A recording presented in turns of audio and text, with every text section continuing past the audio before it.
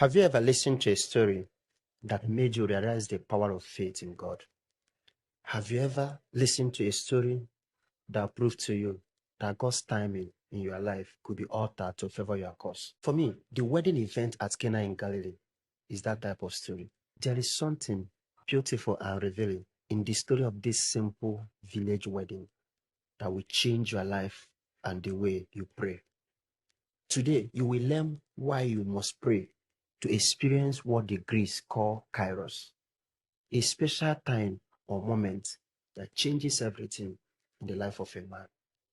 Now, see what I mean. When Mary, the mother of Jesus, informed Jesus about the shortage of wine during the wedding feast, Jesus responded with one of the most cryptic statements in the Bible. Jesus said, "My hour has not yet come." There is so much truth hidden in this cryptic response from Jesus. Now, let's unpack it. To speak of hour in biblical tradition is to speak about special moments in the life of God's people. I think the psalmist understands this very well. The significance hidden in God's hour when the psalmist prayed, "You will arise and show mercy on Zion, for the hour to favor her.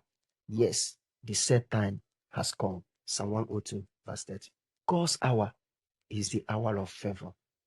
So when Jesus said to his mother, "My hour has not yet come," Jesus was saying in essence that the hour to reveal the glory of God to the people has not yet come. This should have ended the discussion between Jesus and Mary, but not so. There is something discerning about what Mary did next. Like the psalmist who called on God to arise and show mercy on Zion, Mary turned to the servants and said to them, "Do whatever he tells you." This is faith in action. This is faith in action.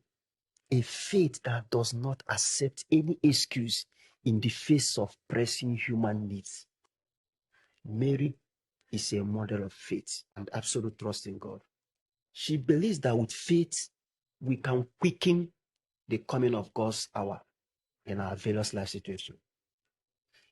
There's also something heroic about the action of Mary in this very episode. The hour of Jesus also refers to his death on the cross. Yes. Read the Gospel of John chapter 7, verse 30. We were told that the leaders tried to arrest him, but no one laid hand on him because his hour had not yet come. So his hour means his coming death. So by approaching Jesus for signs when his hour has not yet come, Mary was ultimately quickening the path of Jesus to the cross. This is a fearless faith, a faith that can challenge the timing of God and cause something to happen. What does this kind of faith signify? Now, for me, this is the most interesting part. The hour of God is so important in the economy of human salvation that no sacrifice should be considered too much in order to bring it to happen. The hour of God is the best in human history because it is characterized by the abundance and the excellence of God's glory. Remember the testimony of the steward. When he tasted the water already turned into wine, he called the bridegroom and said, "Everyone serves good wine first, and then when people had drunk freely, you serve an inferior one. But in your own case, you have kept the good one until now." This testimony of the head waiter, after tasting the water already turned into wine by Jesus, is very revealing. It reveals that nothing beats the experience that comes with living in God's hour, his special moment of favor. In fact, there is a beautiful Christian song that captures the sentiment so well, and it goes like this. "There are depths of love that I cannot know till I cross the narrow sea. There are heights of joy that I may not reach till I rest in peace with thee. Draw me nearer, nearer, blessed Lord, to thy cross where thou hast died. Draw me nearer, Neela, blessed Lord, to thy precious living side.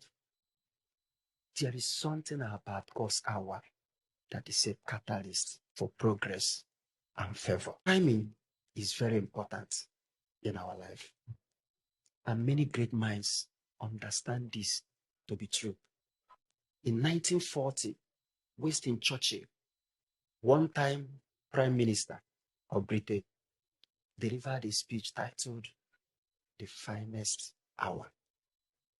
Finest hour was the hour Great Britain resisted the military conquest led by Hitler. It was the hour that proved so faithful in the preservation of British Empire and the survival of Christian civilization. The last sentence from that great speech is so beautiful. It reads as follows: let us therefore brace ourselves to our duty, and so bear ourselves that if the British Empire and its Commonwealth last for 1,000 years, men will still say, this was their finest hour. This is the point. Great hour and moment have been known to determine the destinies of men and the nations. One of the saddest stories in the history of Igbo land is a story of a man called Unoka, a character in Chinua Achebe's Things Fall Apart. In Things Fall Apart, Unoka, the father of Konko, is presented as a perfect image of poverty in Igbo land. Here is how Achebe described the man. Unoka's priority was to enjoy life to the fullest.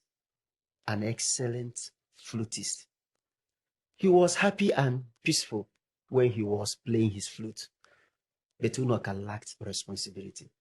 He was poor, lazy, and neglectful of his wife, and did not plan for the future. During his life, he never took a title, and therefore never gained status or respect from the villagers. Instead, they called him a loafer, and he was the laughingstock of the community. Unoka was a debtor and a failure.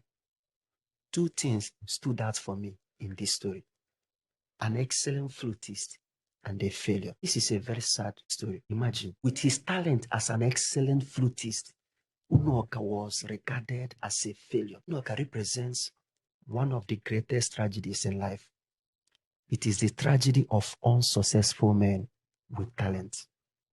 I think the problem here is that Unoka lived before the time when people could make a living with his type of talent.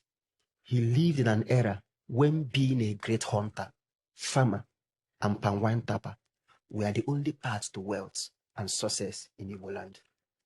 Now imagine Unoka had lived in the world of today. He could be Wizkid, Davido, Moses Bliss, or any of the popular musicians. This shows that people can be failures by merely existing at the wrong time. The author of Ecclesiastes notes this fact with great sensitivity when he said, I have observed something else under the sun. The fastest runner doesn't always win the race. The strongest warrior doesn't always win the battle.